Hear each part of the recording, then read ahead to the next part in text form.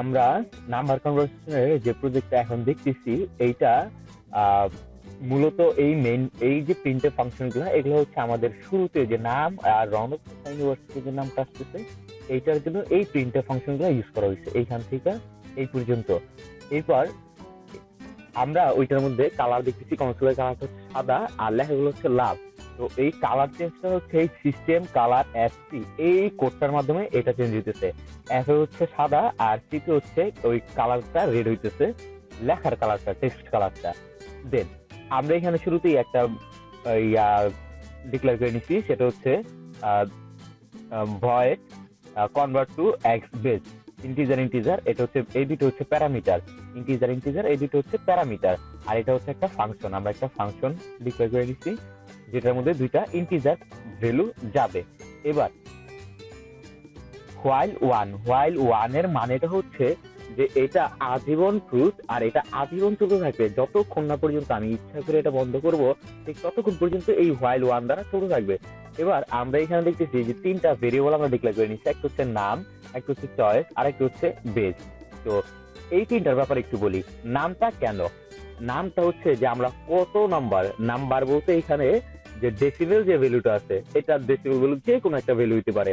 ওই ভ্যালুটা আমরা কি করতেছি, আমরা বাইনারিতে কনভার্ট করতেছি, আমরা অক্টালে কনভার্ট করতেছি, আমরা হেক্সাডেসিমেলে কনভার্ট করতেছি।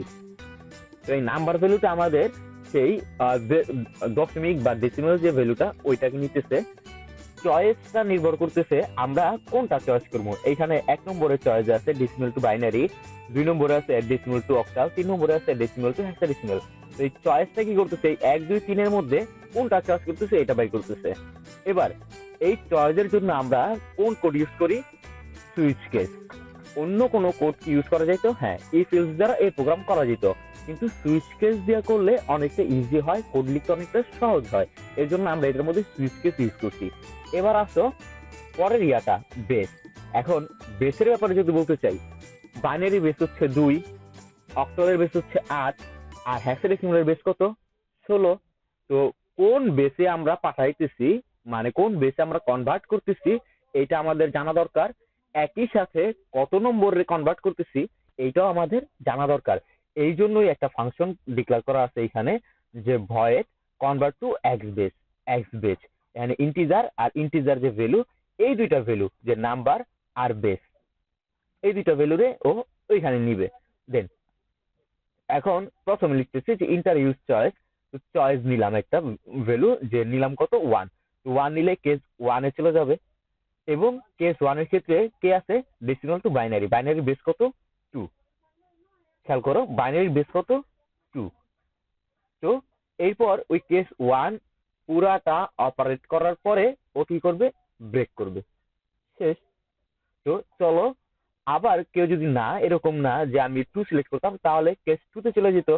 তো কেস 2 তে কি? ডেসিমাল টু অক্টাল, ওইখানে বেস কত? অক্টাল 8। আবার কেউ যদি না আমি 3 সিলেক্ট করতাম তাহলে হেক্সাডেসিমালে চলে যেত, ওইখানে বেস বেস কত? 16। যে না, কেস 4 কি? এক্সিটের জন্য এই এক লাইনের কোড কি? এক্সিট 1। এটার মানে হচ্ছে তুমি যদি 1 ক্লিক করো বা ওই যে 4 এ ক্লিক করো তাহলে এটা ও এক্সিট করে দিবে। এতটুকু হচ্ছে এক্সিট করার কোড। আর অন্য কোনো ভেরিয়েবল যদি ক্লিক করে, মানে 1 2 3 4 বাদে, তখন কি ডিফল্ট একটা প্রোগ্রাম শো করবে যে ইনভ্যালিড চয়েস, মানে যে চয়েসটা করছে এটা ভুল হয়েছে।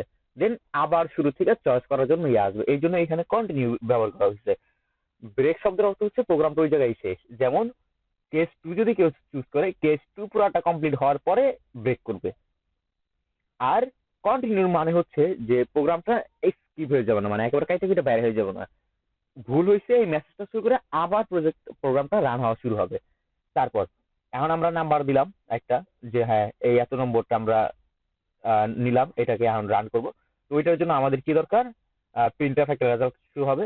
তো ওইটার জন্য আমাদের শুরুতেই আমরা ওই ওই যে ইয়াটা শুরুতেই বলতেছিলাম যে কনভার্ট টু এক্স বেস একটা ফাংশন আমরা শুরুতে এইখানে ডিক্লেয়ার করে আসছি 2 নম্বর লাইনে। এই লাইনটা এইখান থেকে কল হওয়া শুরু হবে। কোন জায়গা থেকে? এই 61 নম্বর লাইন থেকে, যে কনভার্ট টু এক্স বেস, এখানে নাম্বারটা আর ওই বেসটা চলে যাবে। তো গেলে তারপর হচ্ছে ওইখানে এই কাজটা হবে। এখন ওই ফাংশনটা কই কাজ হওয়ার? এই হচ্ছে এটা, এই যে 82 নম্বর লাইনে, যে যদি এমন হয় যে নাম্বার যদি এই হচ্ছে যে এই যে ফাংশনটা 69 নম্বর লাইনে এই ফাংশনের মধ্যে নাম্বার আর বেস চলে আসলো। এখন নাম্বার যদি শূন্য হয় তাহলে কি রিটার্ন করবে? জিরো রিটার্ন করবে। জিরোর কোনো আশেপাশে কোনো এক্সচেঞ্জ হয় না, মানে জিরো জিরোই থাকে। তাহলে জিরো যদি হয় জিরো জিরো রিটার্ন করে দিবে। অথবা রিমাইন্ডার বের করতে হবে কি, নাম্বার মডুলার ডিভিশন, এটাকে বলা হয় মডুলার ডিভিশন চিহ্ন, নাম্বারে কি করতে হবে? বেস দ্বারা ভাগ করতে হবে। এরকম যে রিমাইন্ডারটা থাকবে ওইটাকে প্রিন্ট করে দিবে। রিমাইন্ডার প্রিন্ট করলে কি হয়, যে আমার বাইনারি টু অক্টা, মানে ডেসিমাল টু বাইনারি আবার ডেসিমাল টু অক্টাল যে ভ্যালুটা আছে এটা প্রিন্ট হয়ে যাবে। এবার হেক্সাডেসিমেলের ক্ষেত্রে এই ব্যাপারটা এই কোডের মাধ্যমে করা যায় না, তো ওইটার জন্য একটু আমাদের চেঞ্জ করতে হয়। তো কি কি করতে হয়, যে হেক্সাডেসিমেলের বেসটা হচ্ছে 16, ওইটার জন্য যদি রিমাইন্ডার 10-এর বেশি হয় তাহলে রিমাইন্ডারের সাথে 55 যোগ করতে হয়।